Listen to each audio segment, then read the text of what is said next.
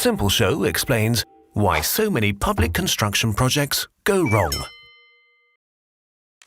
This is Julia. She's protesting against the building of a new railway station. The ambitious project is costing much more than planned, and its completion has been delayed. She feels the politicians have cheated her. After all, she's helping to finance the project through her taxes. So why do big public building projects in Germany often face such major cost overruns? Well, let's say Julia wants to build a house. She commissions a construction company, generally choosing the one that makes the cheapest offer. The company starts building her house. However, the first problems occur quickly. Material costs go up, the garage costs extra, and the planned terrace means getting a building permit, which she doesn't have.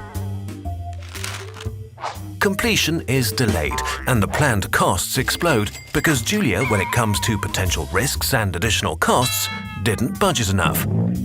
That's exactly what happens with public construction projects. When a project is in the planning, the tender goes out to several competing building companies. Like Julia, a decision is made by the awarding authority, generally in favor of the cheapest bid. On the one hand, that's because it will probably then face less political opposition, and on the other hand, because that's what public tender regulations require. But the cheapest offer isn't always the best. The construction companies, more often than not, estimate the costs when tendering for public building projects to be as low as possible, because there are always items that haven't been considered in the tender.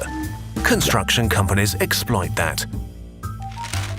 The politicians know about this, but even higher costs make it less likely that voters will approve the project. And thus cost estimates are, from the very beginning, far below what's realistic. Building work starts, but even then additional costs are concealed, because halting a project in the middle of construction would threaten the jobs of workers, architects and planners.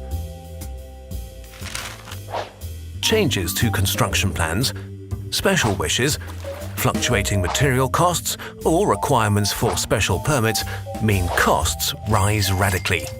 So, how can this be prevented? Construction costs should be calculated realistically.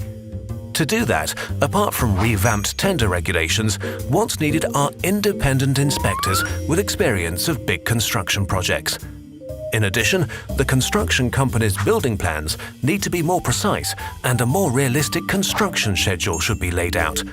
That means that the construction company can complete the project successfully, the politicians manage to uphold their reputations, and Julia no longer has any reason to get worked up. Along with everybody else, she's happy that her taxes are being invested sensibly.